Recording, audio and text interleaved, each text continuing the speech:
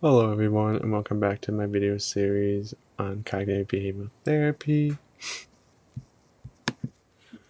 Today's video we will be diving into the criticism and limitations of CBT.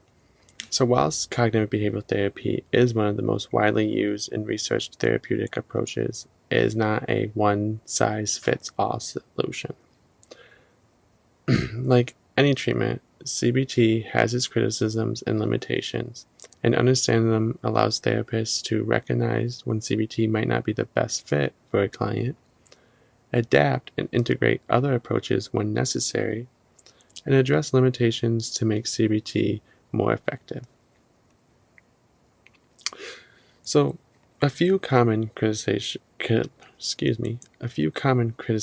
and limitations of CBT is despite its effectiveness, it has faced several criticisms. One is that it's too structured. Some clients prefer more open-ended approaches.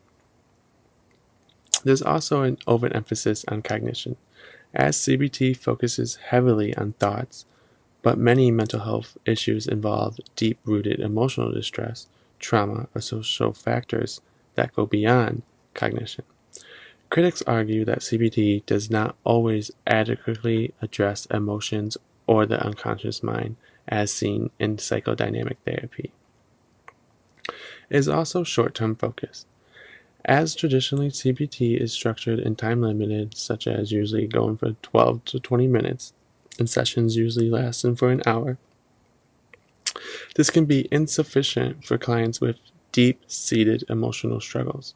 Some critics argue that lasting change takes longer, especially for chronic conditions like personality disorders.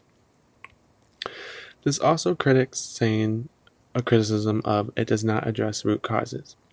As CBT modifies current thinking patterns, it does not always explore the underlying causes of distress, such as childhood trauma, attachment wounds, or unconscious conflicts. It also requires high cognitive engagement. CBT relies on logical reasoning and thought-based exercises, which may be challenging for clients with severe depression, psychosis, or cognitive impairment. There's also limited cultural adaptability. It was originally developed in Western cultures. CBT assumes that thoughts drive emotions and behaviors, which may not align with all cultural perspectives. Some cultures prioritize collective values, spiritual beliefs, or somatic expressions of distress, which CBT may not fully accommodate.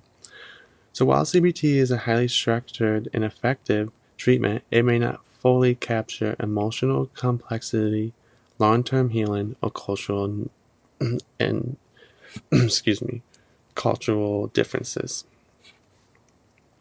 There's also homework reliance, as this can be challenges for some clients as they may struggle with doing homework outside of sessions, and most of the work happens in between sessions, as we learned through CBT. There is also situations where CBT may not be the ideal therapeutic approach or may need some modifications. This could be seen in severe trauma and PTSD, where these cases may need more emotional processing.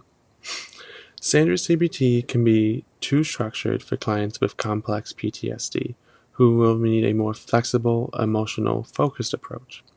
Trauma survivors often require somatic therapy such as EMDR or trauma-focused CBT that includes emotional regulation.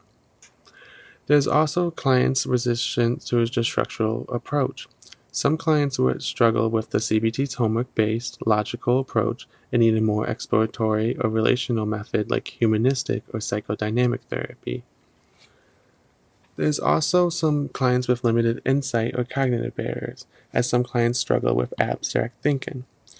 This can be seen with individuals with severe depression, psychotic disorder, and intellectual disabilities who may struggle to engage in cognitive exercises or to identify their thoughts. This can also be seen in younger children. In these cases, behavioral activation or third-way approaches, such as ACT and mindful-based interventions, may be more effective. There's also a strong emotional dysregulation where this may not be fit. CBT alone may not be enough for conditions like borderline personality disorder, where emotional instability requires dialectic behavior therapy, which combines CBT with mindfulness and distress tolerance. When symptoms are more emotionally or socially driven, CBT might not be the best fit, as conditions rooted in emotional processing, such as grief or unresolved trauma, may require emotional focus therapy or psychodynamic therapy. Clients facing systematic barriers, such as poverty, discrimination, may need a more holistic, social justice informed approach beyond individual cognitive restructuring.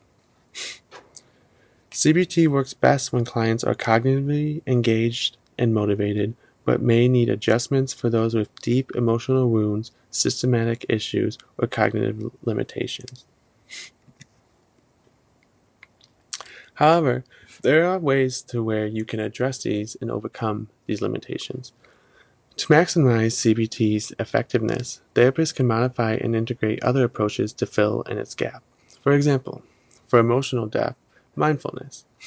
Or you can incorporate schema therapy, which blends CBT in with psychodynamic concepts to address core emotional wounds and early maladaptive schemas. Use emotional focus interventions such as affect regulation strategies to help clients process emotions, not just thoughts. For clients struggling with the CBT structure, you can use a flexible client-centered approach that balances CBT techniques with open-ended exploration. And you may also adapt the CBT homework to be more interactive, such as journaling, creative exercises, for those struggling with traditional worksheets. For those dealing with trauma, you can combine CBT with trauma-informed care, focuses on safety, stabilization, and gradual exposure. You can utilize trauma-focused CBT, which integrates emotional regulation, somatic awareness, and gradual exposure to trauma memories. For cultural adaptation, you can adapt CBT to include culturally relevant metaphors, collectivist values, and holistic healing process. Consider narrative therapy, which allows clients to reframe their experiences within their culture and personal context. And for those with severe emotional dysregulation, you can incorporate DBT skills such as mindfulness, distress tolerance, and emotional regulation techniques alongside standard CBT. Utilize acceptance and commitment therapy, which combines cognitive work with mindfulness and acceptance-based strategies. As CBT is not a one-size-fits-all therapy, but by integrating other approaches and adapting techniques, therapists can overcome its limitation and create more personalized, effective treatment plans. So as we learned, CBT has limitations but remains highly effective. And as I was saying, you can integrate the CBT with other approaches and adapting techniques, which we will later discuss in a next video. Thank you.